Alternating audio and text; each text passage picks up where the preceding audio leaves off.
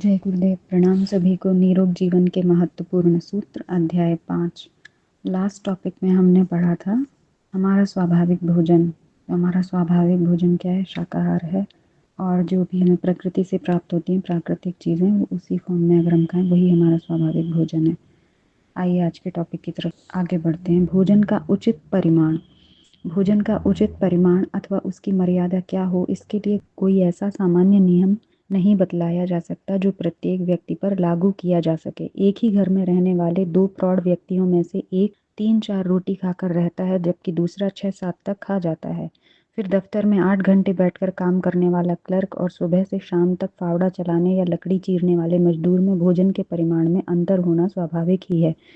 पुरुष और स्त्रियों के भोजन में भी अंतर देखा जाता है। यद्यपि आजकल संसार में भोज्य सामग्री की कमी का बहुत शोर मचा है, पर खाद्य विशेषज्ञों का मत है कि वर्तमान समय में 60% व्यक्ति जरूरत से अधिक खाते हैं।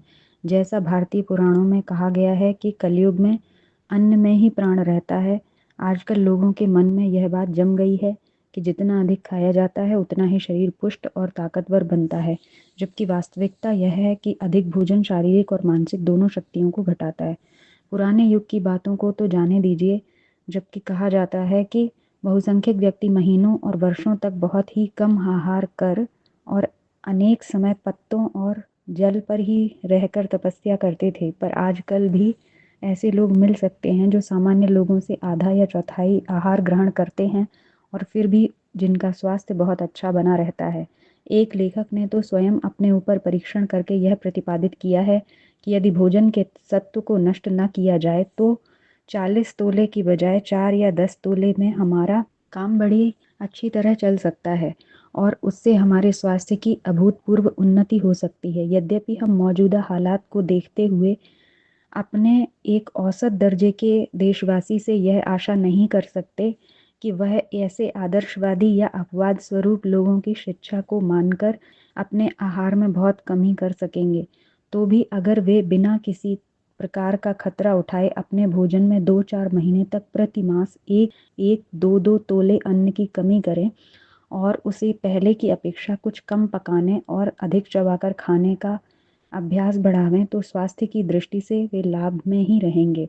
अनुभवी लोगों का कहना है कि जो व्यक्ति उचित और मामूली भोजन करता है उसको कभी कब्ज आदि की शिकायत नहीं होती और उसका पाखाना कुछ कड़ा और दुर्गंध रहित होता है तथा बिना प्रयास के तुरंत निकल जाता है।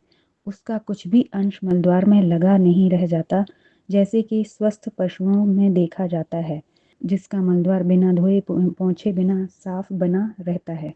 मनुष्य के आहार का परिमाण नियत कर सकने के उद्देश्य से वैज्ञानिकों ने प्रत्येक खाद्य पदार्थ का विश्लेषण करके उनके खाद्य सत्व का निर्णय किया है, जिसे कैलोरी का नाम दिया गया है। उदाहरण के लिए इस सिद्धांतानुसार आधी छटाक गेहूं के आटे में 113 कैलोरी होती है, दालों में 100, बादाम अखरोट आदि मेवों में 18.3, मूंगफली में 155, गाय के दूध में 18 और भैंस के दूध में 30 कैलोरी होती है। इस गणना के आधार पर उन्होंने घर के भीतर काम करने वालों या हल्के काम करने वालों के लिए पूरा भोजन 7 छटाक आटा, 1 छटाक दाल, 8 छटाक दूध या छाछ आदि बतलाया है, जिसमें कुल मिलाकर 1870 कैलोरी होती है। पर जो लोग मेहनत मजदूरी का काम करते हैं उनको 8 छटाक आटा, 1 छटाक दाल, अंकुर निकला चना, मोठ आदि आवश्यक बतलाया गया है, जिसमें 3250 कैलोरी प्राप्त हो सकती है। गर्भवती स्त्री के लिए 3500 कैलोरी की जरूरत होती है, क्योंकि उसे उदरस्थ शिशु का भी पोषण करना पड़ता है।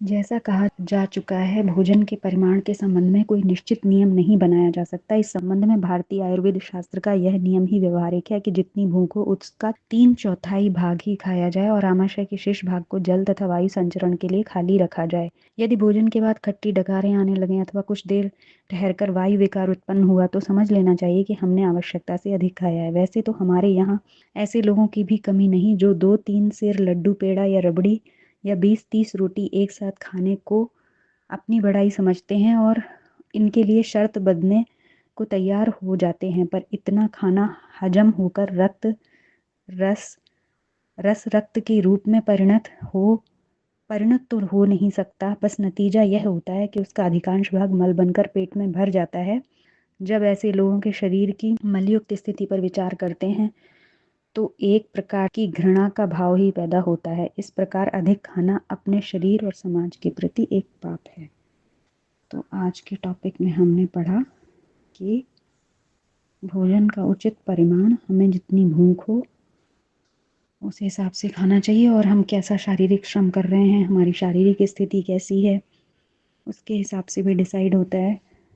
पर हर एक का अलग अलग होगा, और जितनी भूख है उससे चौथाई खाली रखें। चलिए आज के लिए इतना ही। जय गुरुदेव, प्रणाम सभी को।